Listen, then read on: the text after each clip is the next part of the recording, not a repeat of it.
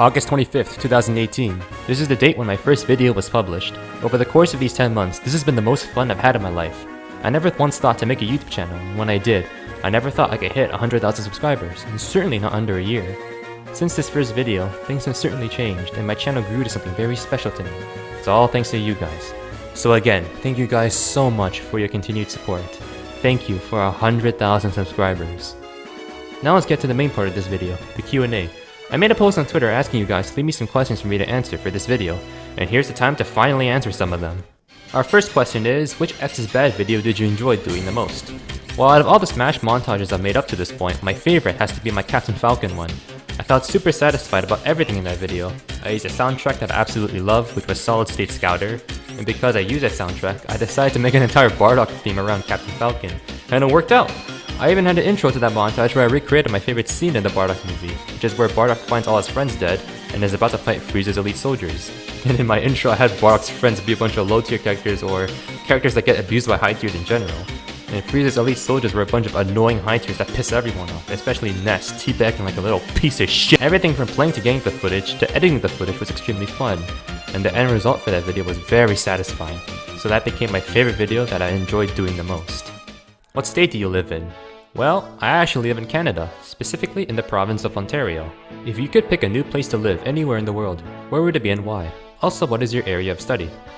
Well, I'm actually happy where I am right now. I can't really think of any good reason why I would want to move from Canada to somewhere else. As for my area of study, I am majoring in computer science. It's something that I actually enjoyed a lot in high school, and then when I went on to pursue it in university, I absolutely despise it now. Post-secondary does that to your passions. Do you have any estimate for when you will start streaming, even if you think it's really far out like a year?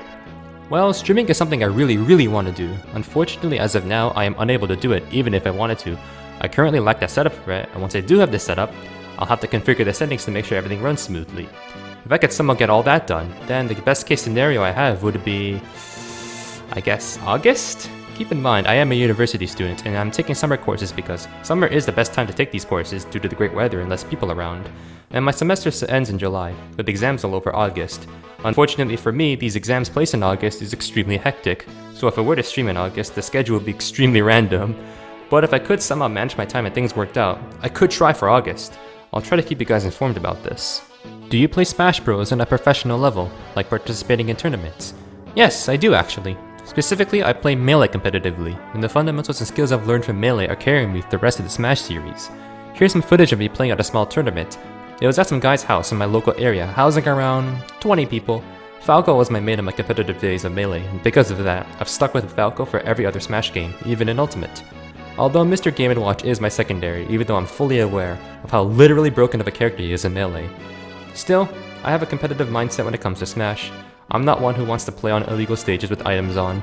I prefer to 1v1 on a flat stage with occasional platforms, and I wouldn't mind attending at least one more tournament for Smash Ultimate, just to revisit the good old times. Who do you want the next DLC character to be, and do you think there will be more passes? To get the second half out of the way, I do think there will be more passes. I don't think the DLC for this game is going to be limited to the 5 characters we're getting.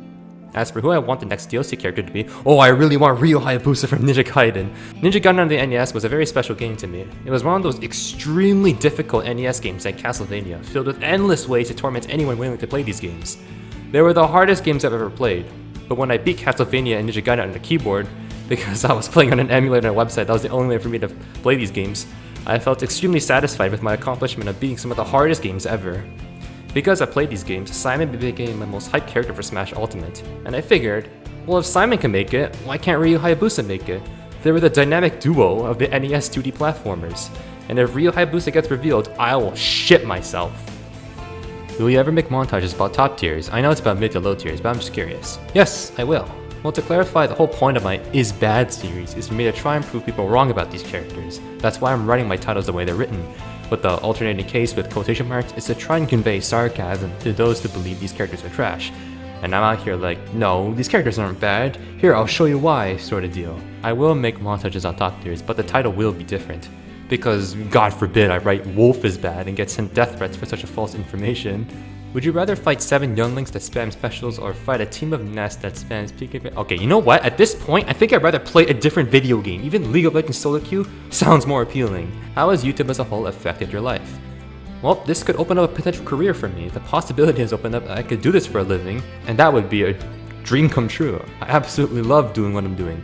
And if I could do it for a living, I could commit more to it. I could branch out, try streaming for once. And, so many possibilities have opened up in my life. How does it feel like doing what you do? For the most part, it is a very satisfying hobby, but there are times where it can get quite frustrating and quite draining. For me, getting the footage is always the most stressful part, and the most time consuming as well. On bad days, online could lag, preferred rules can decide not to work, or an hour can go by and I realize nothing interesting happens. So the gameplay I've gotten is mediocre and I'm not going to put that in. Now I've got to get more gameplay, but because a lot of time has passed, I'm most likely burnt out. It can get stressful trying to get decent footage, but that's one half of the job. The other half is of course editing. This is the fun part, because here's where I get creative. But there have been many occasions where I wanted to do some fancy editing, or I thought of some funny creative idea, but in the middle of putting it all together, I realized something is wrong with it, and it's not working out. Now I either have the choice of trying to put more time into it to try and make it work, or just drop the idea and just come up with something else. And most of the time, I end up just dropping the idea, because if I really try to make it work, then it's gonna look like shit. I don't want to put that in. A lot of these things can happen, but once I set out to get the footage and put it all together, the video is completed and I watch it for myself and laugh my ass off because these videos are catered to my humor, and then I release it for others to see and witness the same reactions people get. That's the most satisfying part. That's the most enjoyable part, and that's what drives me to put out another video. Will you be fully abandoning League montages, or will you maybe upload them as a bonus when you upload Smash stuff, or a second channel? And no, I won't abandon League montages. The reason why I don't upload League content as frequently anymore is because the game is just awful. Every patch, it literally gets worse. They don't address any issues, and I've never seen a company so disconnected from its player base, so the game is just not fun to play. And if I'm not having fun, then the gameplay isn't going to be any fun either. I don't enjoy playing the game as much. None of the friends I've played with don't enjoy it either. Pretty much all of them have either moved on to another game, quit, or just uninstalled it. If Riot got their shit together and actually made improvements to the game, then I would come back and possibly make a video or two on it again. But I don't think I'll make a second channel. I don't find it necessary at the moment. How do you like your eggs? Scrambled. What encouraged you to make a YouTube channel? I would say it's less encouragement and more inspiration. As most of you know, I'm originally come from League of Legends. I've been engrossed in this community and as a result, exposed to a ton of memes. And let me tell you, League of Legends memes are quite unique. Because of this, I stumbled across many League of Legends meme montages, and there are a lot out there. Unfortunately, most of them I saw did not interest me. It didn't have my stupid, silly sense of humor, but the ones that did have my sense of humor just made me die of laughter. That hyper edit, fast-paced, absolute cancer edit, that's the stuff that gets me rolling. And one day, I decided to try it out. I wanted to make videos that cater to my sense of humor. So I got some footage of me playing League of Legends and decided to try and edit it. Every video was going better than the last, but regardless, my channel was not doing too well. Then I decided to make a video on Melee Netplay and try my luck with that. Even though the result was really no different, I noticed that my style of editing seemed to work better on Smash than on League. Now when Smash Ultimate got released, I decided to make the jump. I got myself a capture card, recorded some gameplay, and thus started with Bowser Jr. Even though the initial results were still nothing special, I kept pushing forward. And that's when Little Mac randomly blew up 2 months after its release, which is why I will always treasure that video for the rest of my life. That video single-handedly breathed new life to my channel, and that was the first time I really felt encouraged to keep going. Where or how do you get your memes and stuff to put in the montages? Well, when I was young, I used to watch a lot of cartoons, and because they were so nostalgic and so much better than the garbage nowadays, they're so memorable. And when I reference a show to a specific moment that happened to Smash Ultimate, I'm able to remember that moment and implement it to Smash, like this. Fast forward to today's time, now there's anime moments and stuff like that, and I also reference other games like League and its sound effects, as well as League of Legends streamers like Tyler1, because, everyone loves Tyler1 screaming. Get this shit off! Say mercy, bitch! What are the games that marked your childhood other than the Smash Bros? Well, this is going to be a long one. The earliest games are probably Mario 64 and Link to the Past. Mario 64 is one of the earliest exposures I've had to video games in general. And Link to the Past is my favorite Zelda game of all time. No, it is not Ocarina of Time. I did not grow up on that. I love Link to the Past so much that I recently played it again where I did a run where I made absolutely no upgrades. That means at the end of the game, I only had a level 2 Master Sword, green tunic, level 1 shield that you get from your uncle, no half magic, no red boomerang, and no silver bow and arrows. And yes, you can defeat Ganon without silver bow and arrows, for those wondering. And as a fun little tip, Master Sword does not hurt Ganon or Lynels in that game. You have to spin attack to hurt them. That's kinda crazy. Anyways, those two games are the earliest Nintendo games that shaped me to who I am now. But they're not my favorite games of all time. My absolute favorite game of all time is...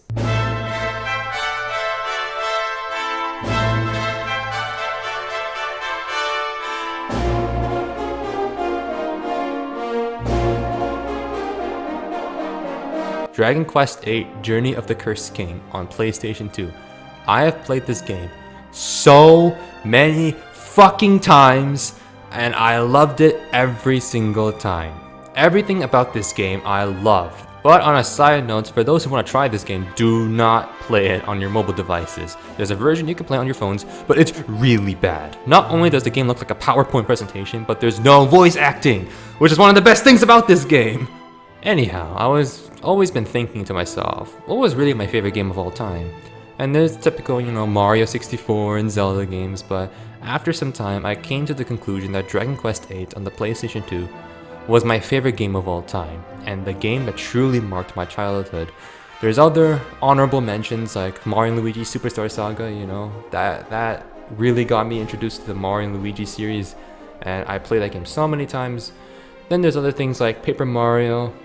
I've always loved Paper Mario. Paper Mario Thousand Year Door was amazing, and everything afterwards was...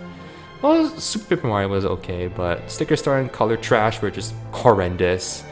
And then I was always thinking, were those games my favorite? No, but Dragon Quest VIII always stuck out to me, and that's when I really began thinking, what separated Dragon Quest VIII from the other games? And after a lot of thinking, I came to the conclusion that Dragon Quest VIII was my favorite game of all time. It's one of those games where if I had to play this game at any point in my life, it doesn't matter where I am or what time it is, I would pop the disc in, play from start to finish, and enjoy every second of it, no matter what. That's all the questions I'm going to answer for this video. Once again, thank you guys so much for 100,000 subscribers. I'm proud of myself for being able to create something like this, and I'm grateful to have such amazing people continue watching my videos and supporting me. Thank you everyone. I'll have another special video out to celebrate this occasion, because, I've got to do it again to show how special 100,000 subscribers mean to me. That's gonna be it for this video. Thank you guys so much for watching, and I'll see you guys then.